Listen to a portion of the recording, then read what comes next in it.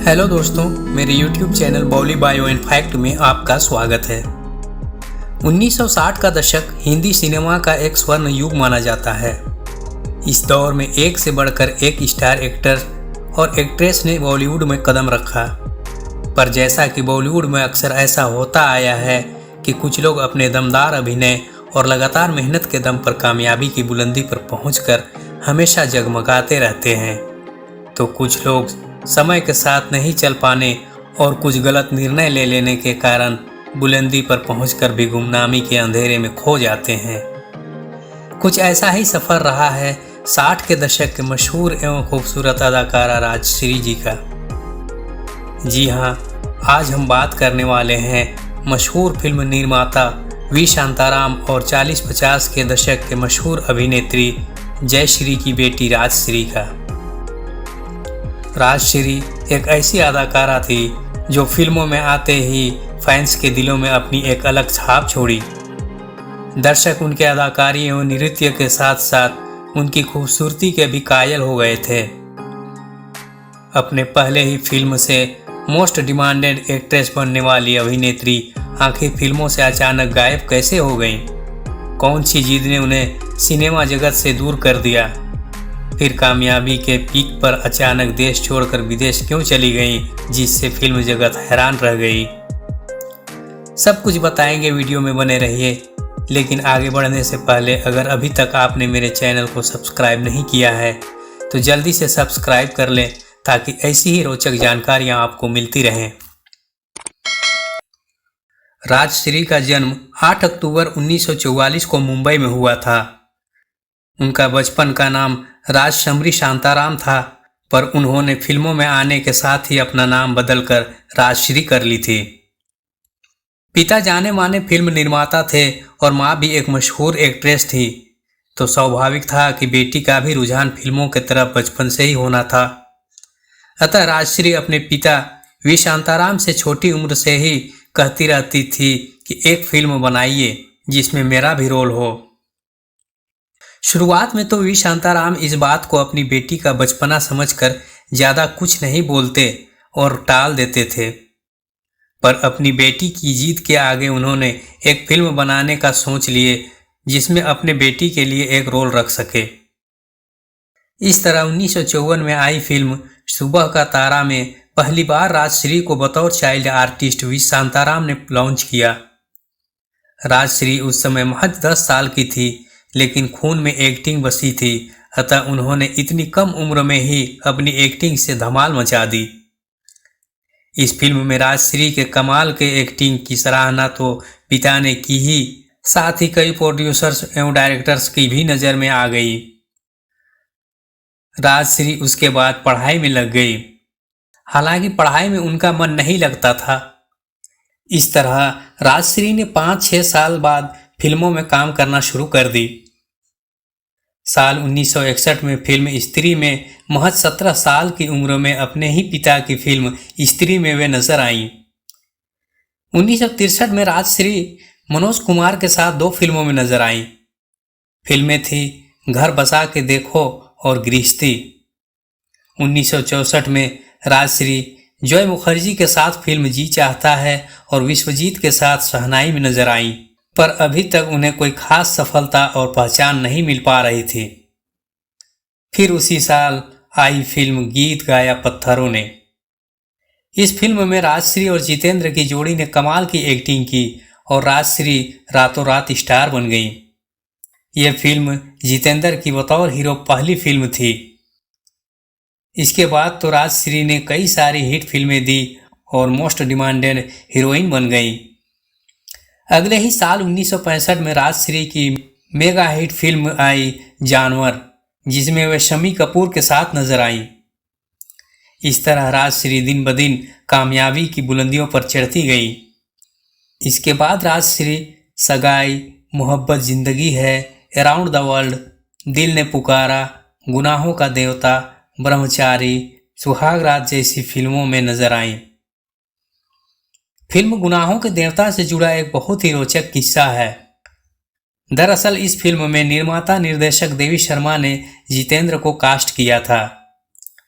जितेंद्र ने फिल्म गीत गाया पत्थरों में अपनी एक्टिंग से प्रभावित तो किया था, मगर उन्हें काम मिलने में मुश्किलें आ रही थी।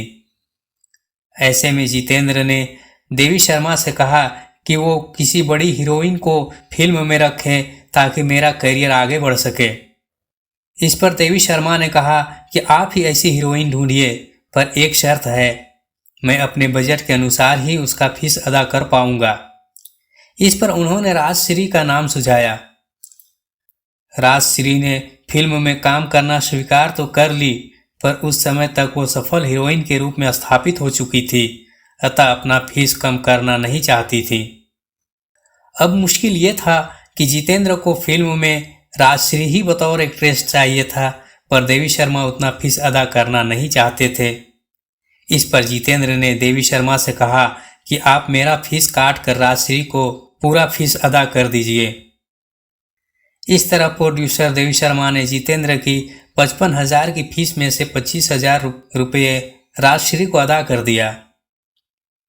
हालांकि ये फिल्म सफल नहीं रहा, फिर भी फिल्म कमाई करके निकल गया। जितेंद्र ने फिल्म को बड़ा हिट बनवाने के चक्कर में इसी तरह कई और कलाकारों और संगीतकारों को फिल्म में रखवाया और अपना फीस कटवा कर दिलवाया। फिल्म में महमूद साहब को भी उन्होंने ही रखवाया था। इस तरह जब जितेंद्र ने देवी शर्मा से अपना बकाया फीस मांगा तो देवी शर्मा ने कहा, आपकी सारी फीस तो कट चुकी है, ऊपर से 30,000 का कर्ज आपके तरफ चढ़ गया है। इस किस्से से ही राजश्री के स्टारडम का पता चलता है। राजश्री का फिल्मी कैरियर पीक पर था। वे राज कपूर के साथ फिल्म अराउंड द वर्ल्ड में काम कर रही थी। इस फिल्म की शूटिंग अमेरिका में चल रही थी। उसी दौरान राजश्री की मुलाकात अमेरिकी छात्र ग्रेग चैपमैन से हुई, जो एक बहुत बड़े बिजनेसमैन घराने से था। यह मुलाकात प्यार में बदल गई। दोनों 3 सालों तक एक दूसरे को डेट करते रहे। अंततः 3 साल बाद उन्होंने शादी कर ली। उनकी एक बेटी भी है, चंद्रिका चैपमैन। अब सवाल यह है कि राजश्री फिल्मों से अचानक गायब क्यों हो गई? फिर शादी करके विदेश में बसने का फैसला क्यों कर लिया? आखिर किस जिद ने उन्हें फिल्मों से दूर कर दिया? दरअसल शम्मी कपूर के साथ फिल्म जानवर और ब्रह्मचारी की सफलता ने राजश्री को मेगा स्टार बना दिया था। लेकिन 70 के दशक के शुरुआत में वैजयंतीमाला, मधुबाला, साधना, वहीदा रहमान जैसी अभिनेत्रियों का सिक्का जम चुका था। अब प्रोड्यूसर्स व डायरेक्टर्स इन अभिनेत्रियों को अपनी फिल्मों में रखना चाहते थे, क्योंकि राजश्री की चमक कुछ फीकी पड़ने लगी थी। ऐसे में राजश्री को साइड रोल के ऑफर आने लगे, लेकिन राजश्री सफलता के नशे में चूर समय की मांग को नहीं समझ सकी और लीड रोल ही एक्सेप्ट करना चाहती थी। अतः वे लगभग सभी ऑफर को ठुकराने लगी। इस तरह उनकी जिद की वजह से धीरे धीरे साइड रोल के ऑफर भी आने बंद हो गए। ऐसे में राजश्री ने फिल्मों से दूरी बना ली और शादी करके अपने पति के साथ अमेरिका चली गई। राजश्री आखिरी बार 1973 में फिल्म नैना में शशि कपूर और मौसमी चटर्जी के साथ नजर आई। इसके बाद वे हमेशा के लिए फिल्में करना छोड़ दी।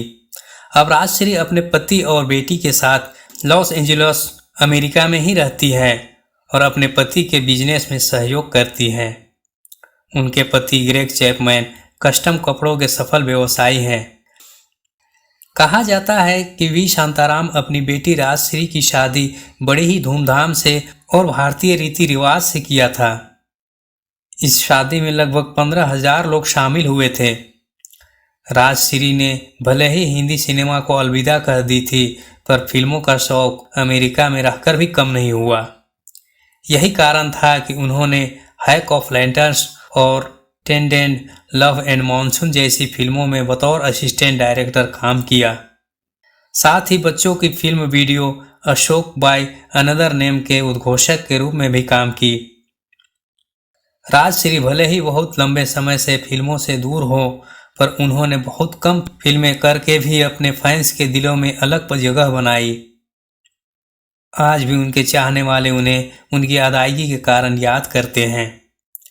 राजश्री की लंबी आयु की कामनाओं के साथ आज के वीडियो में इतना ही। अगर वीडियो अच्छी लगी हो तो कमेंट में ज़रूर बताएं कि आपको राजश्री की कौन सी फिल्म अच्छी लगती है। साथ ही ये भी बताएं कि राजश्री का इतना जल्दी फिल्मों में काम करना छोड़ने का फैसला सही था या गलत। आज की वीडियो में इतना ही। जल्द ही मिलेंगे एक और नई वीडियो के साथ। तब तक के लिए